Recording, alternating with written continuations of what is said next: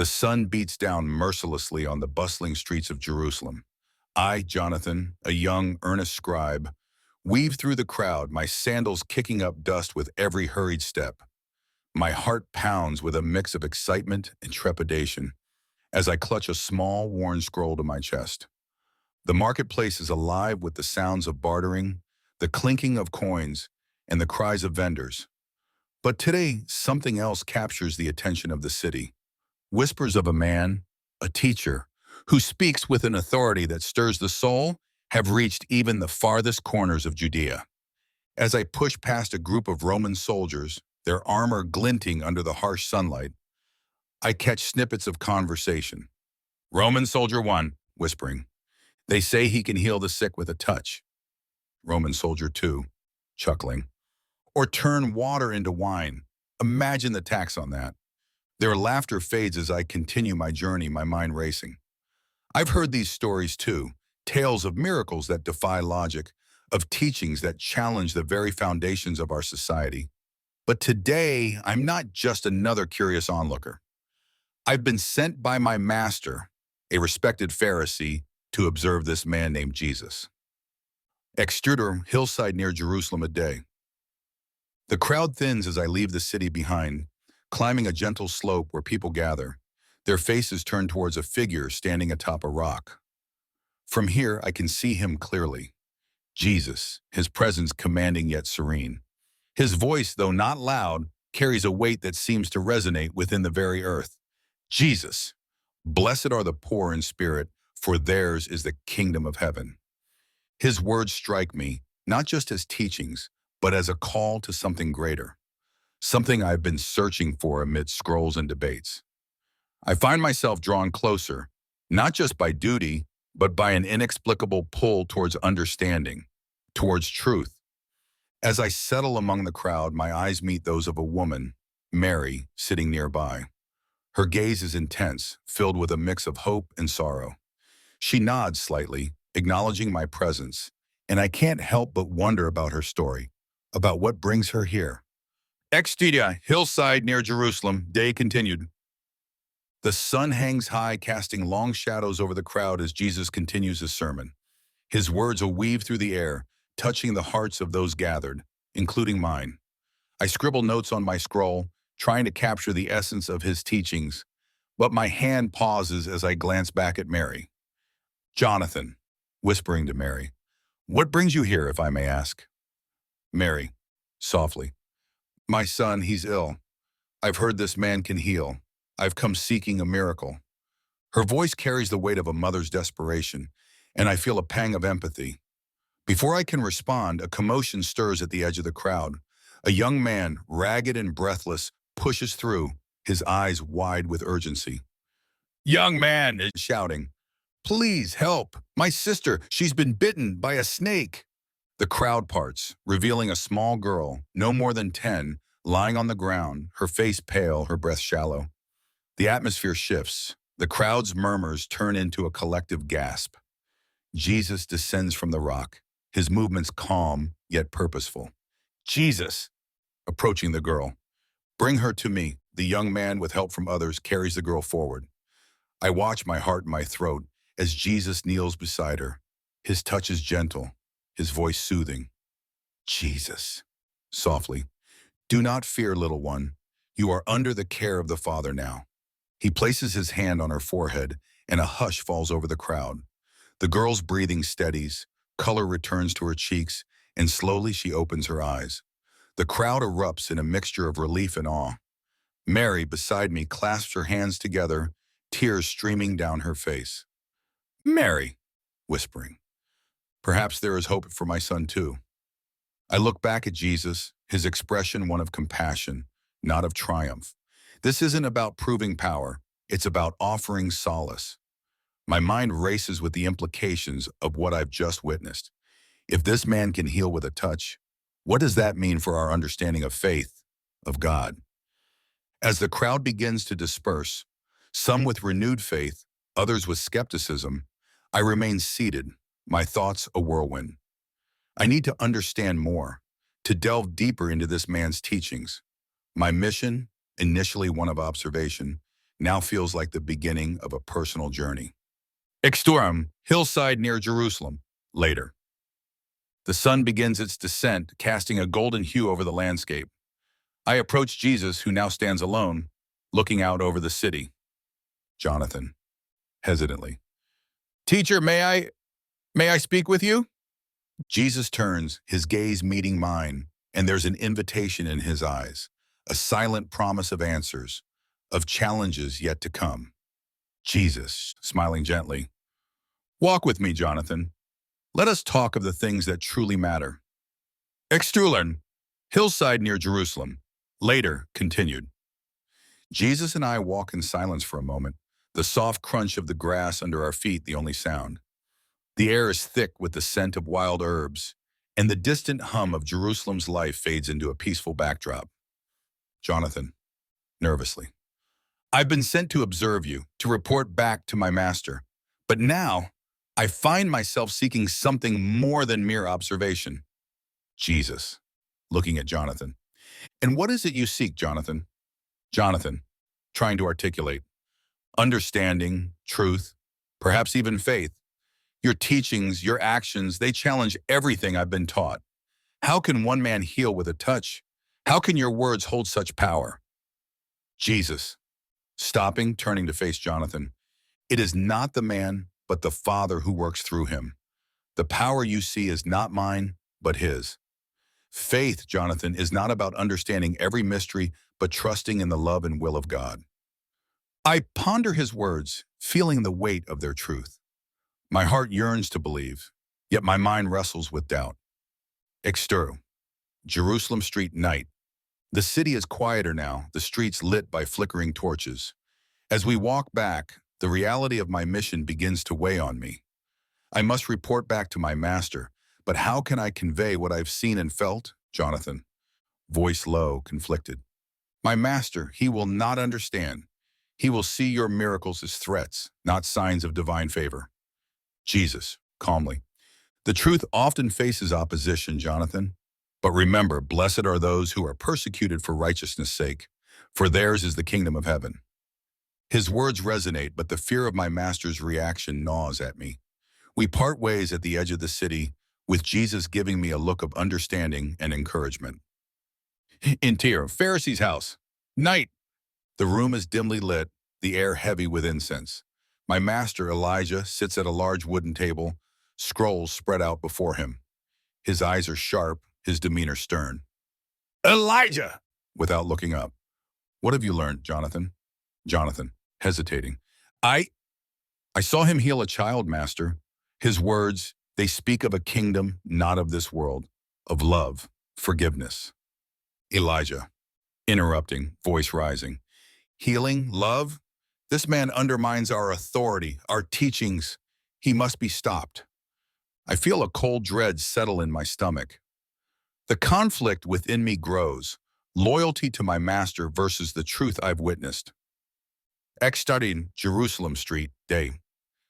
Days pass and I find myself torn between my duties and my growing faith. I encounter Mary again, her face now lined with worry. Mary, urgently. Jonathan, my son, he's worse.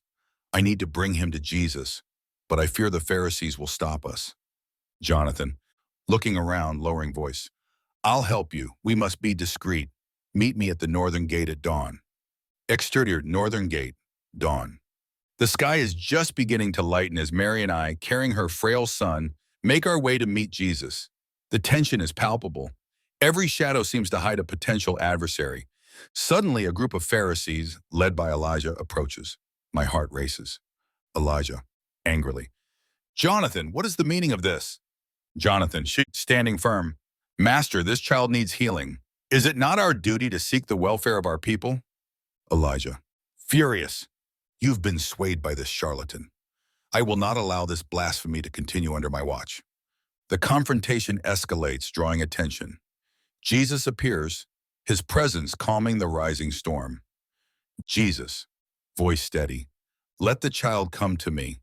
The crowd watches, some in awe, others in fear.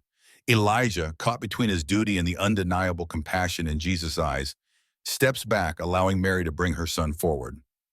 Jesus, softly to the boy. Do not be afraid, you are healed. The boy's color returns, his breathing normalizes, and he opens his eyes looking around in wonder. The crowd murmurs, some in disbelief, others in newfound faith. Elijah, his face a mask of conflict, turns away, leaving me to grapple with the implications of my choice. My journey with Jesus has just begun, fraught with challenges, but also with the promise of a deeper understanding of faith and truth. 16. Jerusalem Street Day. The morning light casts long shadows as I walk away from the northern gate, my mind a tumult of emotions. The healing of Mary's son has left an indelible mark on my soul, but the confrontation with Elijah has sown seeds of doubt and fear. I feel the weight of my master's disapproval like a physical burden, yet the memory of Jesus' serene face and the boy's miraculous recovery propels me forward. As I navigate the narrow, winding streets, the city begins to stir. Merchants set up their stalls, and the air fills with the scent of freshly baked bread and the clatter of daily life. My steps lead me towards the temple, where I know Elijah will be, his influence strong among the religious elite. In Turcho temple courts, the temple may sit alive with the morning prayers, the voices of the faithful rising in a chorus that seems to echo off the ancient stones. I find Elijah in a secluded corner, deep in discussion with other Pharisees. His eyes narrow as he sees me approach. Elijah, voice low, intense. Jonathan, you've made your choice, and it's a dangerous one.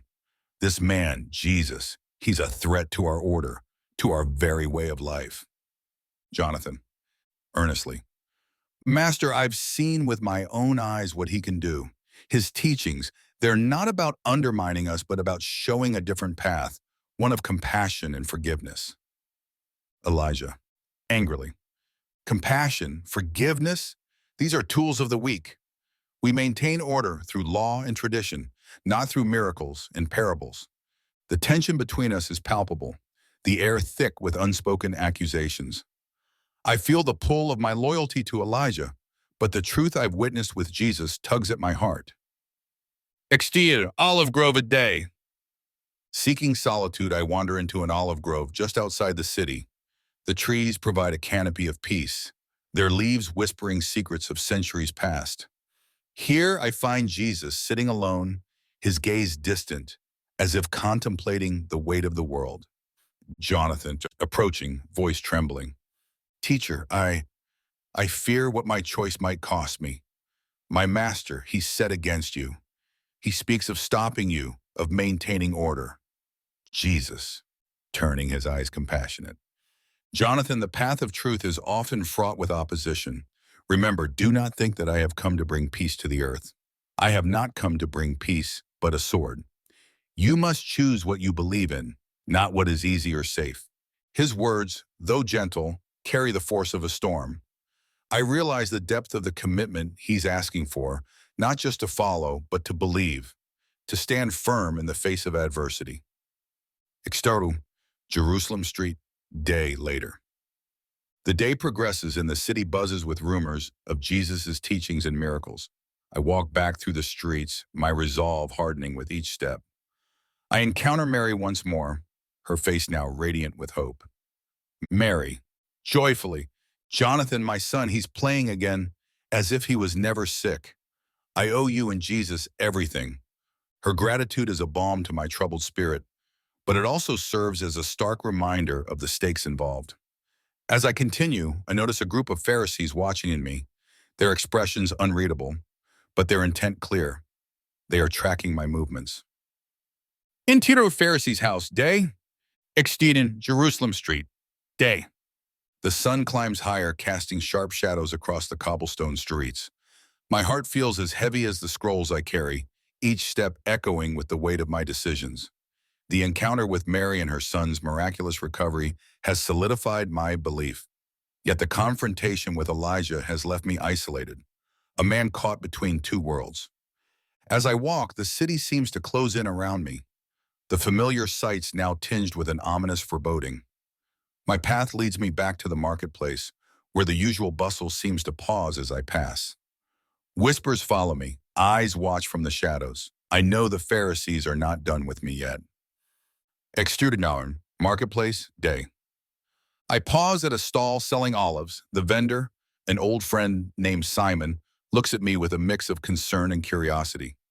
Simon, whispering, Jonathan, word travels fast. They say you've turned against your own. Jonathan, voice low, urgent. Simon, I've seen things. Miracles, Jesus, he's not what they claim. He's a beacon of hope, not a threat. Simon, looking around nervously. Be careful, my friend. The Pharisees are not ones to forgive easily. His warning is cut short by a sudden commotion. A group of Pharisees, including Elijah, strides through the market, their robes billowing with purpose. They head straight towards me. Elijah! Voice booming. Jonathan, you will come with us. There are matters to discuss. The crowd part's giving us a wide berth. I feel the eyes of the city upon me, judging, waiting. I follow Elijah, my heart pounding, knowing this confrontation could decide my fate. Into the Pharisees' council room, day. The room is stark, lit only by narrow windows high on the walls, casting bars of light across the stone floor. The council of Pharisees sits in a semicircle, their faces stern, their eyes cold. Elijah stands at the center, his presence commanding. Elijah, addressing the council. This man, Jonathan, has been seen consorting with the Nazarene Jesus. He has aided in acts that undermine our authority and our teachings. Pharisee 1, voice dripping with disdain. What say you, Jonathan? Have you forsaken your duties for this charlatan? Jonathan, standing firm, voice clear. I have seen with my own eyes the healing, the compassion. Jesus speaks of a kingdom of love, not of power or control. His teachings challenge us, yes, but they also offer a path to true righteousness. The room erupts in murmurs, some of anger, others of confusion. Elijah raises his hand for silence. Elijah, eyes narrowing. You speak of righteousness. We are the keepers of the law, the guardians of tradition. This Jesus, he threatens the very fabric of our society. Jonathan, voice rising. And what if that fabric is woven with threads of injustice and hypocrisy? Jesus offers a new way, a way of the heart, not just the law. The tension in the room is palpable. One of the older Pharisees, Rabbi Isaac, speaks up, his voice surprisingly gentle. Rabbi Isaac, pondering. Perhaps, Jonathan, there is wisdom in what you say, but the path you tread is perilous. Are you prepared for the consequences? Jonathan, looking at each face. I am prepared to follow where truth leads, even if Extartun, Jerusalem Street Day. The sun is at its zenith, casting a harsh light on the cobblestone streets. The crowd's murmurs fade as I, Jonathan, walk away from the council room, my heart a mix of resolve and trepidation. The confrontation with the Pharisees has left me feeling more isolated than ever. Yet there's a newfound strength in my conviction. As I navigate through the bustling market, the weight of my decision to stand with Jesus feels both like a burden and a liberation. The faces of the people blur into a sea of uncertainty, their eyes reflecting the city's divided spirit. Extrudon, Jerusalem hillside. Day Teron. I find myself drawn back to the hillside where I first heard Jesus speak. The place is quieter now, the crowd dispersed, leaving behind an echo of his words. Here, amidst the tranquility, I sit down, the scroll in my lap, my thoughts a tempest. Jonathan, to himself. What am I to do now? My path with Jesus has begun, but at what cost? A gentle breeze rustles the leaves and I feel a presence beside me. Turning, I see Jesus. Don't forget to subscribe, like, and comment if you enjoyed this story. This will help us create more engaging stories for you.